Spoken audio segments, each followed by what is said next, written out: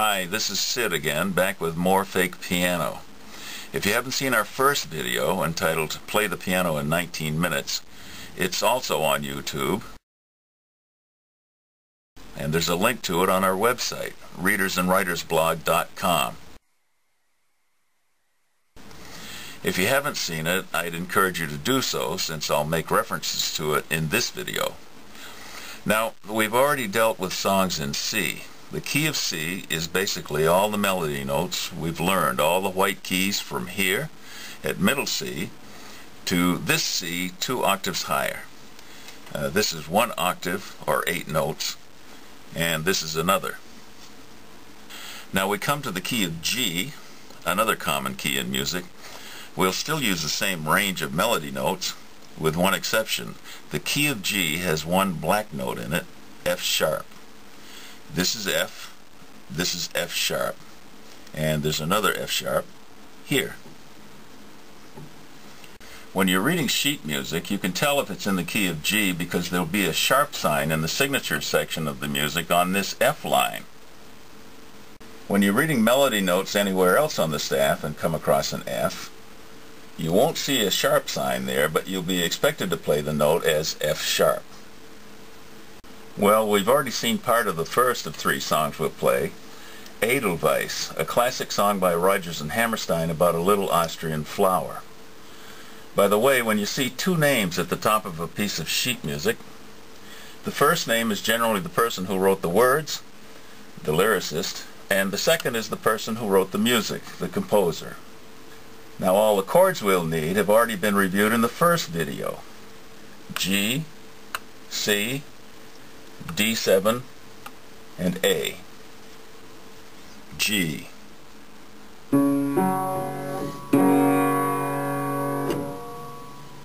C.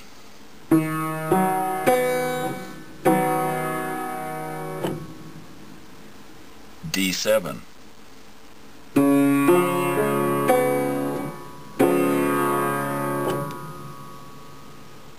A.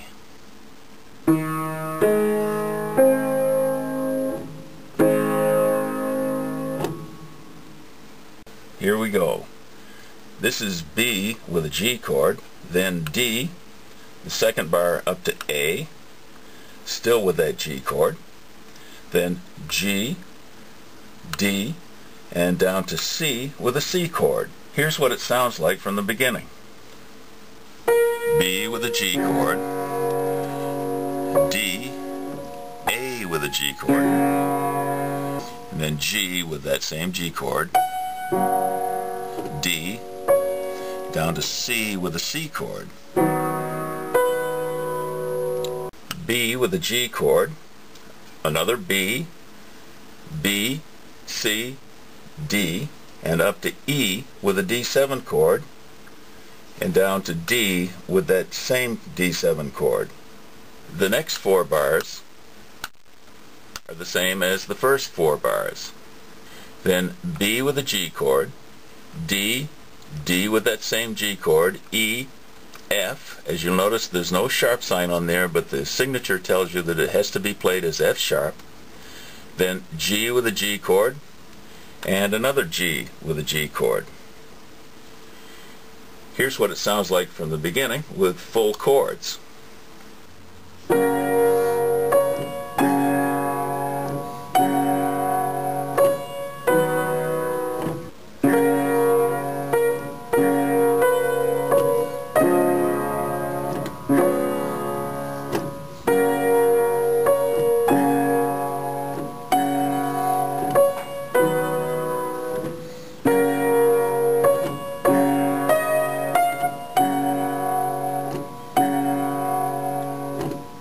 And here it is with arpeggios.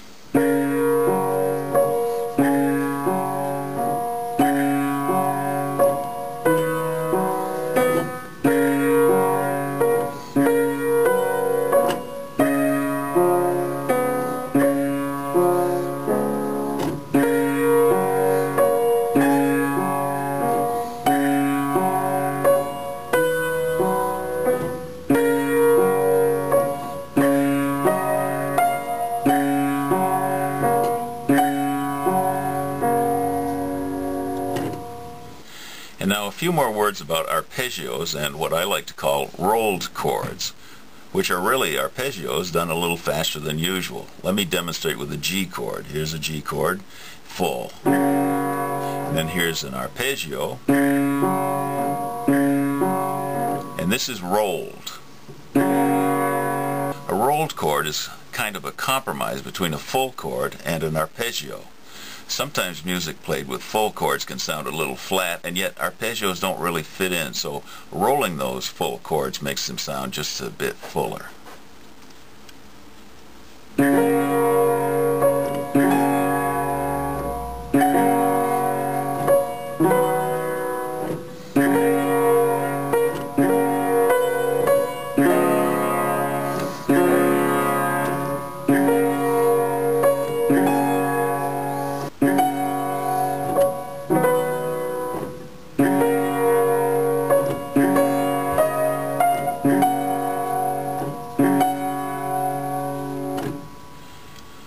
But arpeggios also work well on Edelweiss because it's written in 3/4 time. That's 3/4 notes or beats to the bar.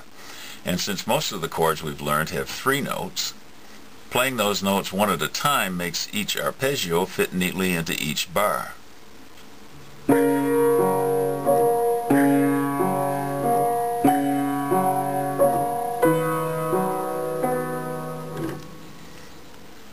Even with 4-note chords, we can leave off the top note. Instead of a 4-note D7, we play the first 3 notes. And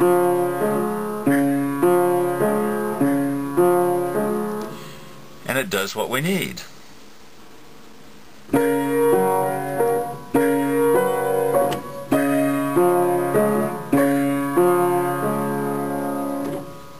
Now here's a song in 4/4 time, 4 beats to the bar. An old Smokey favorite called All of Me. Now there's an extra beat to the bar which requires a slightly different method of playing arpeggios. In 4/4 time you can keep the arpeggios matching the bars by playing the middle note in the chord on the 4th beat. Let me demonstrate by playing a G chord first with 3 beats and then adding that middle note for 4 beats. Here's the G chord in 3 beats.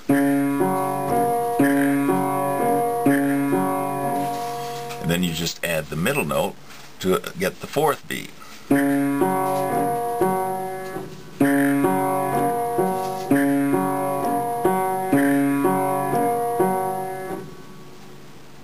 Now let's return to the sheet music of All of Me. First we'll need 4 new chords: B7, E7, E minor, and later in a part of the song we're not going to cover, C minor.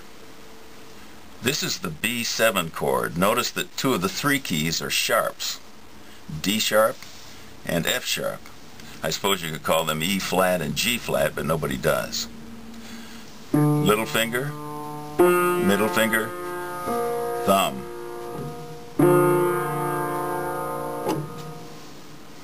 This is the E7 chord. You may notice it looks much like the D7 chord, but all moved up by 1 key.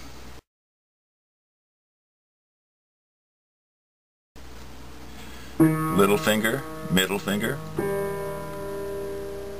index finger, thumb.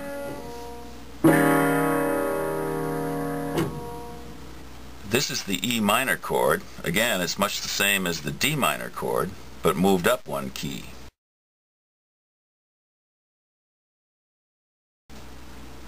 Little finger, middle finger, thumb. And this is the C minor chord, the same as the C chord, but with this note, E, flatted. Little finger, middle finger, thumb. And now back to All of Me. First, let's look at the signature. The F line is sharped, which means the music is in the key of G. Then this time signature, 4/4, means there are 4 quarter notes to each bar. 4/4 is a common time, and sometimes this signature is written simply as a capital C, meaning common. Here we go. This is a G with a G chord, D, and B. This curved line is called a tie, and it links these two notes into one for their duration. Both are half notes, 2 beats each, and the tie tells you they're one note for 4 beats. The second note isn't played, just its duration is held. Again, we'll leave the time and rhythm of the notes to your instincts. So here are those first 3 notes. G with a G chord, D, B. In the second bar, G, still with a G chord, up to A, back to G. This symbol with the 3 in the middle means these 3 notes, ordinarily quarter notes normally given 1 beat each, are to be played in 2 beats. That's 3 for 2. Again, it's a time and rhythm matter that we'll leave to you. G, A, G. In the third bar, here's that F we were talking about. There's no sharp sign on it, but the signature nevertheless tells you to play it as an F sharp unless otherwise noted. So F sharp with a B7 chord, down to D sharp, then B, which is a half note, and linked to this B, which is a note without a tail or a whole note, good for all 4 beats. So that extends this into 6 beats, 2 and 4. Again, rhythm and duration are up to you. Now we come to an E with an E7 chord, down to D, then B, which is linked to this quarter note, then down to an A that's sharped, B, natural F, E. This symbol, a natural sign, cancels anything the signature has done to the note, just this particular note, and means it is played as a natural F, no sharp, no flat. And of course here's 3 notes played in 2 beats. Well, down to E. And all 4 of these notes are still played with that E7 chord we saw in the previous bar. Now a little shift in mood. Here's a D with an A minor chord. That last note was this C to end this section in 6 beats. Here it is from the top with rolled chords.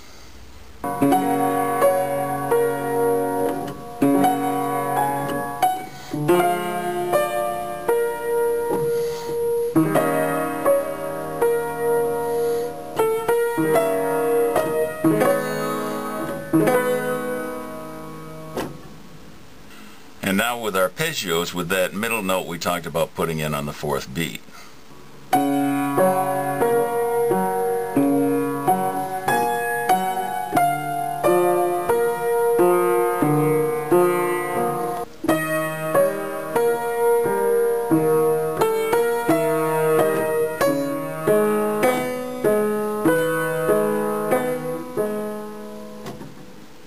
Finally, who can go through the month of March without hearing this song, When Irish Eyes Are Smiling? It's a little longer with a few new wrinkles. But first, the signature.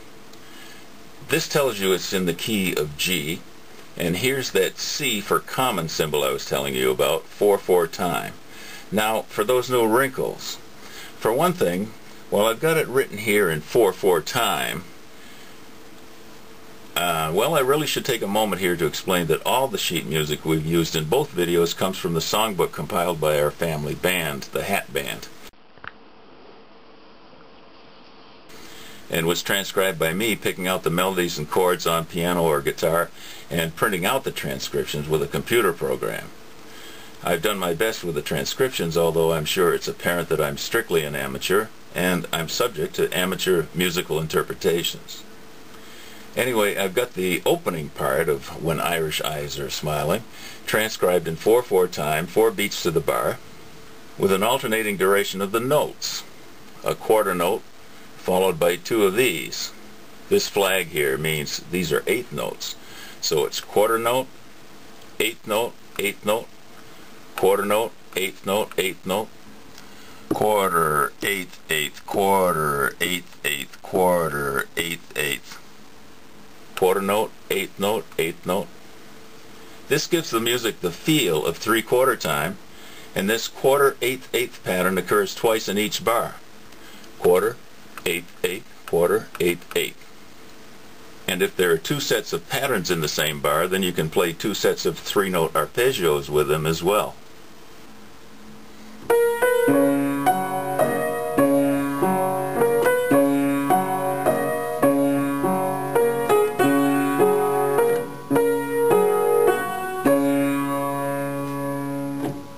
That's the first wrinkle. For another, the tempo changes when you get to the familiar chorus. It does slip into three-quarter time. Quarter, eighth, quarter, eighth. These two quarters add up to 2 beats, and the 2 eighths add up to another quarter, which is the third beat in the quarter. But oddly, and music is like this, it seems easier to harmonize this section with rolling chords instead of arpeggios.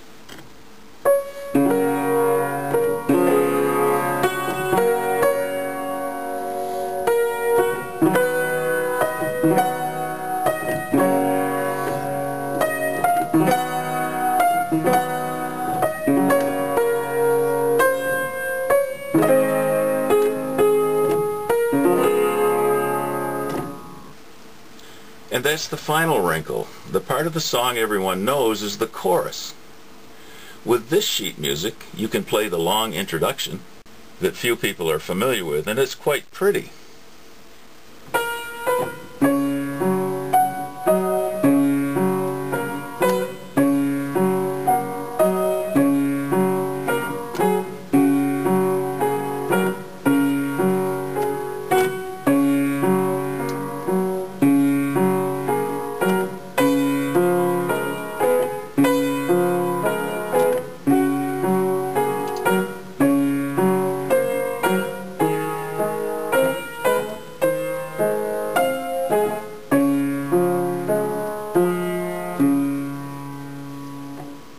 Again, as in the first video, you can download this sheet music as well as sheet music for the other two songs we talked about in this video, and the 3 songs in the first video from the links shown on our webpage, readersandwritersblog.com. And certainly don't forget the charts. 1 sheet of melody notes and 2 sheets of chords, including the 4 new chords we dealt with today. You can keep them by your piano. I'd tape them on the piano beside the sheet music for easy reference to help pick out those melodies and chords.